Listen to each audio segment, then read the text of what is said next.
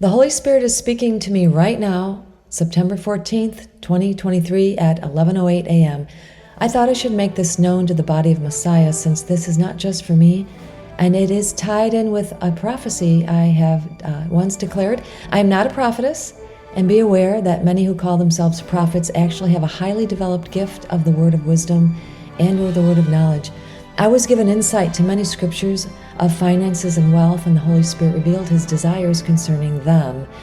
I had entitled it The Day of Restitution. Today the Holy Spirit is referencing Matthew chapter 25, verses 1 through 30, and this is what is coming up in my spirit. It may seem prophetic, but it is not. It is simply a revelation of what has already been written. An important truth for followers of Jesus: it matters that we produce for the kingdom using all the good he gives to us for his good. For the kingdom, it matters both for us and to him. Kingdom resources do not operate like the world's systems. It is good to understand the world systems and its finances, interest on savings, investments, building, when to buy, when to sell, loans, debts, commodities, etc. So then, when it comes to the talents and gifting and abilities that are given to people by God, our payback and interest earned for the kingdom is the same, yet different. God expects a return on his investments in us. All people have been given talents and gifts that they are to develop, no matter how great or how small, realizing not all humans have the advantage of excellent schooling, extracurricular activities, excellent housing, which does not matter in the kingdom business, for these can be wasted.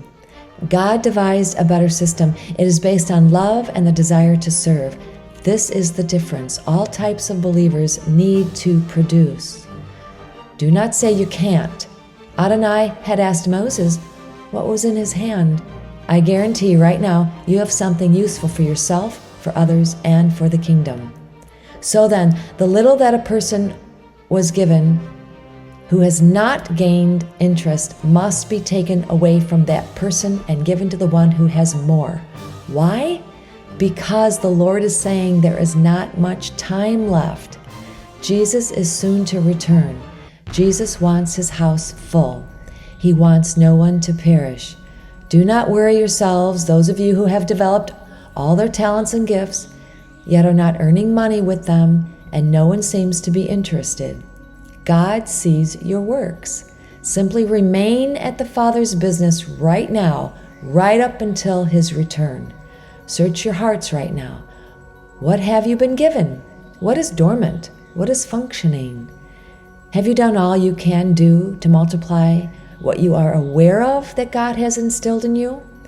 You business owners, are you obeying the laws? While once working on a business plan, I interviewed several waitresses at various restaurants. One was owned by a retired police officer and a fireman, and I learned that they are not obeying the labor laws concerning tips. When's the last time you gave a person a cup of cold water? Matthew 10:42, and if anyone gives even a cup of cold water to one of these little ones who is my disciple, truly I tell you, that person will certainly not lose their reward. This is a work for the kingdom also. In addition, the day of restitution is coming. God will supernaturally transfer wealth into the kingdom. This is not the prosperity gospel which perverted true prosperity. That was absolutely disgusting. You will be accountable to pay back what you can and receive what you are owed. You may pay bills, start businesses, give to God's work, help others, sow seed. Do not work the kingdom backwards, as many true Christian preachers did, even those who call themselves apostles and prophets. They have taught, that if you need $1,000, then sow $100 to a ministry. Do not manipulate God. As I am typing, right now even the Holy Spirit has given me the Gospel of Luke. Okay, Luke 16, verses 1 through 13. Speaking to the Talmudim disciples, Yeshua said, "There was a wealthy man who employed a general manager. Charges were brought to him that his manager was squandering his resources. So he summoned him and he asked him, 'What is this I hear about you? Turn in your accounts, for you can no longer be my manager.' "What am I to do?" said the manager to himself. "Oh, my boss is firing me. I'm not strong enough to dig ditches, and I'm ashamed to go begging. Aha! I know what I'll do. Something that will make people welcome me into their homes after I've lost my job here." So after making appointments with each of his employer's debtors, he said to the first, "How much do you owe my boss?" 800 gallons of olive oil, he replied. Take your note back, he told them. Now quickly sit down and write one for 400.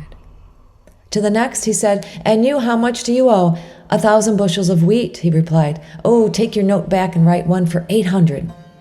And the employer of this dishonest manager applauded him for acting so shrewdly.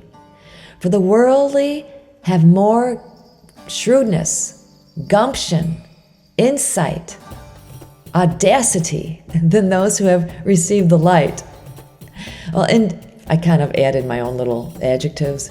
In dealing with their own kind of people. Now, what I say to you is this: use worldly wealth to make friends for yourselves, so that when it gives out, you may be welcomed into the eternal home. Someone who is trustworthy with a small matter is also trustworthy in large ones, and someone who is dishonest in a small matter is also dishonest in large ones. So if you haven't been trustworthy in handling worldly wealth, who is going to trust you with the real thing? And if you haven't been trustworthy with what belongs to someone else, who will give you what ought to belong to you? No servant can be slave to two masters, for he will either hate the first and love the second, or scorn the second and be loyal to the first. You can't be a slave to both God and money. Now, one of the many lies of Satan that is buried in the souls and minds of men is this: when I am rich, then I will do what I'm supposed to do. Oh, my habits will change when I have more money. I advise you to stop what you are doing right now and to pray. Empty yourselves of all your heart and mind. May you see clearly as veils are removed from your eyes. May the enemy be exposed, and may the power and purposes of God flood your being. In conclusion, let's say you owe somebody $2,000. Ask them if they'll settle it for $600, $1,000. Follow the principles in the Bible. And be careful.